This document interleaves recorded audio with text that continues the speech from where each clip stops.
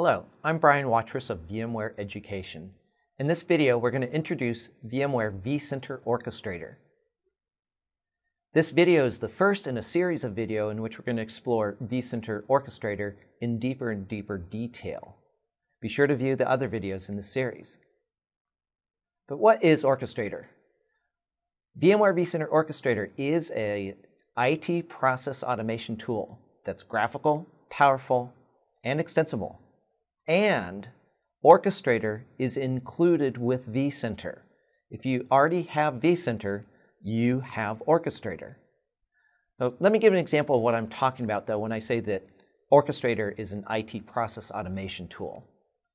Consider, if you will, the following scenario. You work for an organization, you're the vSphere administrator, and your job is to create virtual machines. So as a vSphere administrator, you're accustomed to using tools such as the vSphere client, or in this case here I'm illustrating the vSphere web client. But using tools such as those, it's easy to create a virtual machine. You simply right-click, choose to create a new virtual machine, you answer a few questions, and a short time later, you have a new virtual machine. But in most organizations, when creating a virtual machine, there's additional tasks that need to be performed. There are additional IT processes that need to be followed. For instance, that virtual machine probably needs to be added to Active Directory. Other things that you might need to do include things such as updating the change management database, or customizing the guest OS, or simply notifying the owner of the VM that their virtual machine's ready, or other teams. There are various IT processes. These are just a few samples, but there are IT processes that typically need to be wrapped around the tasks that the vSphere client and the web client make so easy to perform. So with Orchestrator, we're going to be able to create virtual machines, but additionally, we're going to be able to handle all the other IT processes that need to be wrapped around that. At its heart, Orchestrator has a workflow engine. Now, in this context, workflow is perhaps a fancy way of saying a program. In Orchestrator, we create these workflows, programs that describe certain tasks that we want performed. To give you an illustration here, this is a screenshot from the Orchestrator client. And in the screenshot, you can see just one of a few of the hundreds, literally hundreds of different workflows that Orchestrator provides.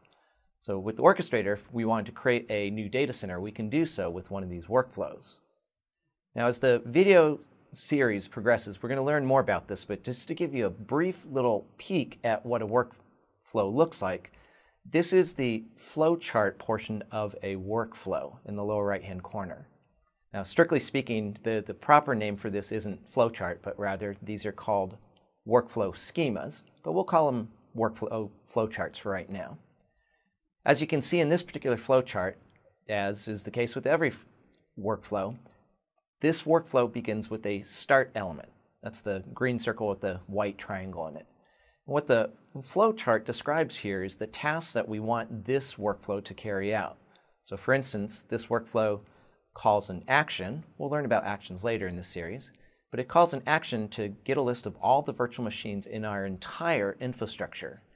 It then goes into a loop in which it asks, are there any more virtual machines in that list? If there are, the workflow extracts one of those virtual machines, and then if the virtual machine meets certain criteria, for instance, if the virtual machine is larger than 4 gigabytes of virtual RAM, then this workflow will print that information.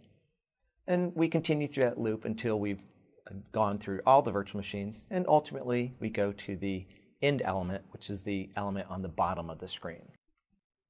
What makes Orchestrator so powerful and extensible is its plugin framework. As you can see illustrated in this slide, there are numerous plugins, including the one on the left, the vCenter plugin, enables Orchestrator and your workflows to communicate through your vCenter server to do things in your vSphere infrastructure.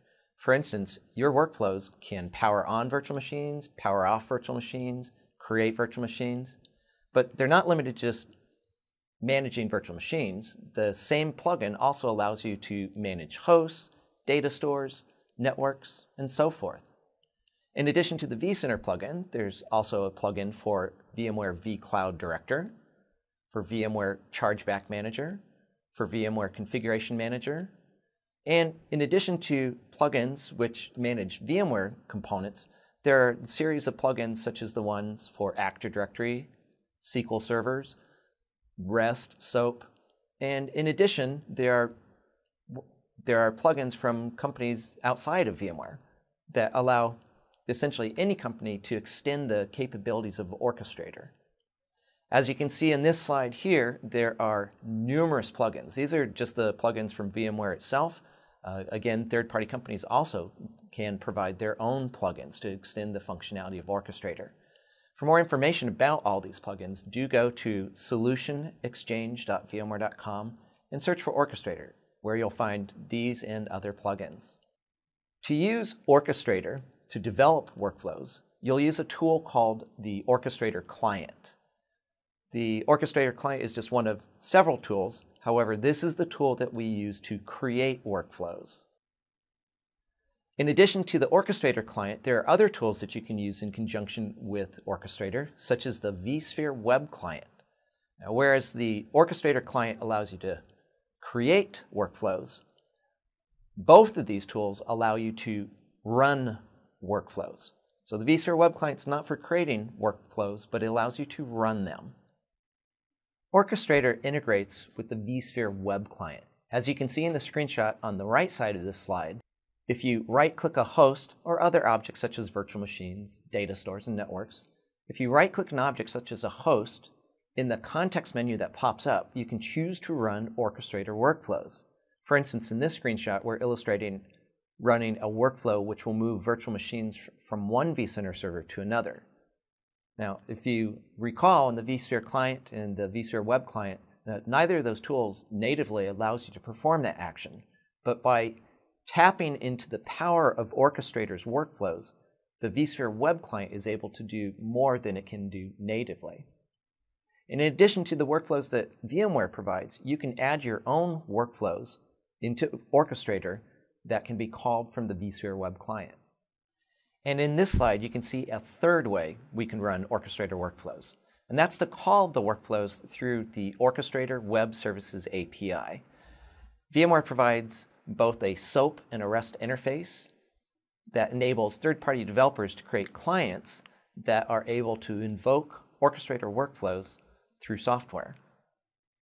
Now, we don't discuss the Orchestrator Web Services API in depth in this video series, but we do discuss it in our training, and there's documentation available online which explains how to use the Orchestrator Web Services API.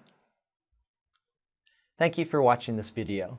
Be sure to check out the other videos in this series to learn more about vCenter Orchestrator. For in-depth, hands-on Orchestrator training, enroll in the VMware vCenter Orchestrator Develop Workflows class, and connect with other Orchestrator developers online at communities.vmware.com.